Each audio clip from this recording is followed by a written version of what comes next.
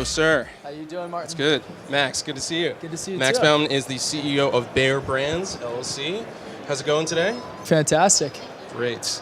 Well, so if you can give the audience a little bit of an intro about what Bear Brands does. I know you're involved in several different ventures, but sort of, a little bit of overview of the company. So Bear Brands is our take to create the best, highest quality meal shake on earth. And what really inspired me to do this was I became a protein bar junkie. I was so strapped on time. I was eating literally 4 Quest bars and a bag of almonds throughout the day. And I said, there's got to be a better way. Like, what about nutrient density from greens? What about probiotics? What if there was one drink where you can get all of this? And that's where the idea for Bear Squeeze really came about. That's great, and it's a thriving category. It's also pretty crowded and a lot of competition there. So, what would you say? I mean, you kind of alluded to it a little bit there, but what are some of the differentiating attributes that you're trying to focus on, or you're trying to sort of be comprehensive about it? Yeah, absolutely. So the ketogenic diet's the fastest growing diet in the world.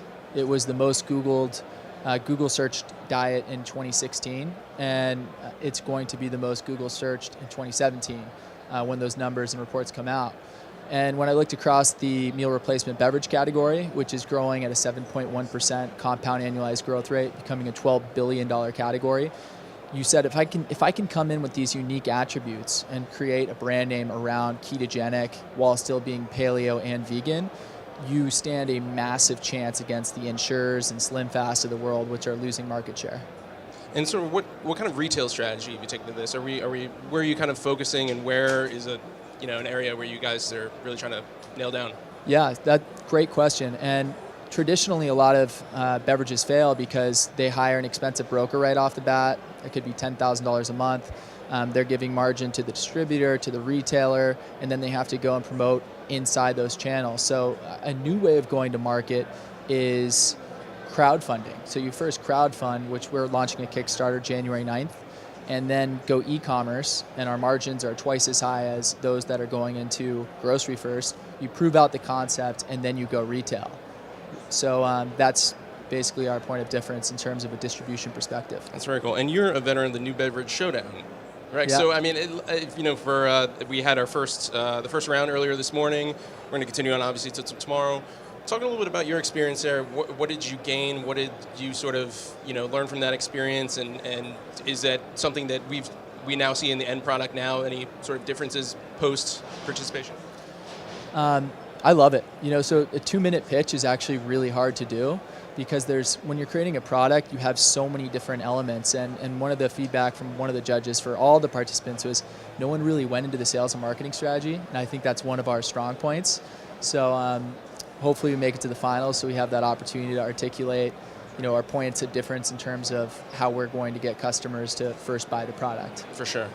And you're also involved in Base Makers, which I think is a really interesting venture. This is centered on merchandising. Can you talk a little bit about sort of what is the what is sort of the overriding philosophy and how you guys go about focusing on merchandising in stores? Yeah, absolutely. So Base Makers came about really from a point of frustration with Just Chill, where we had a lot of different area sales managers and the burn rate became so high. And I talked to a lot of other food and beverage companies. I was part of a 2-year panel at Coca-Cola where, a lot of these different entrepreneurial brands shared the same frustration of, hey, I go into these stores and I'm not seeing my beverage on the shelf, or it's on the dry shelf, not the cold shelf. So what we did is we started with one person in 2015, and now we're up to 29 full-time people and 60 brands. And what we do is we go into the store and we figure out all the different things that we can do, the actions we can take in that store to increase velocity, whether it's creating incremental placements, whether it's going from the dry shelf to the cold box, or whether it's getting a nice 100-case end cap right when you walk into the store. And that's the number one thing you can do to drive sales once you're at retail.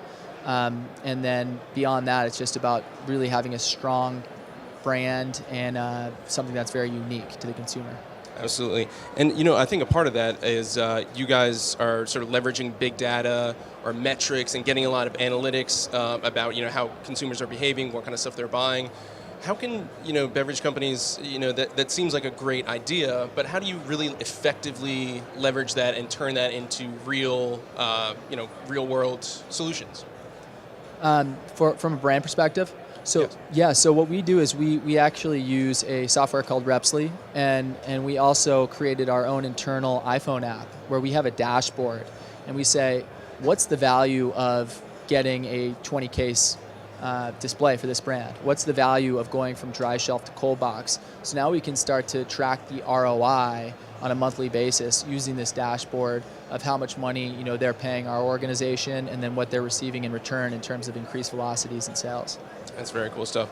And just going back to the brand for a second. I mean, this category has sort of, I think, a built-in audience. People who are very active and exercise, workout oriented. How do you go about sort of broadening that category and showing that this is something that this can be for everyone? You don't necessarily have to be a certain type of person or fit a certain type of mold to enjoy the benefits of this product. For Bear Squeeze? Yes. So the way that we do that is really finding influencers within each different target market we're going after. So we do have the athlete, but we also have the founder and work professional. So really what we're going to be doing is using a lot of content marketing to find our power users and let them tell their stories about how and where it fits in. Because I think like the new wave of marketing is not about just the monologues from the brands. It's about the conversations back and forth between the brand users and the brands. And that's also one of the reasons why we're doing Kickstarter, to get a lot of massive feedback quickly and be able to tweak our product according to their needs. What do they like about it? What do they not like about it? And how do we ultimately deliver something that people truly love? And real quick, I think we got about 30 seconds left, but the influencers is so interesting to me. How do you guys find those influencers, and how do you sort of assess if they're going to be the right people to help communicate your message? Absolutely. I mean, I'm really lucky because my girlfriend is very, very, she's a big influencer in the model industry, so she actually manages a big part of our influencer strategy. I'm sure that helps.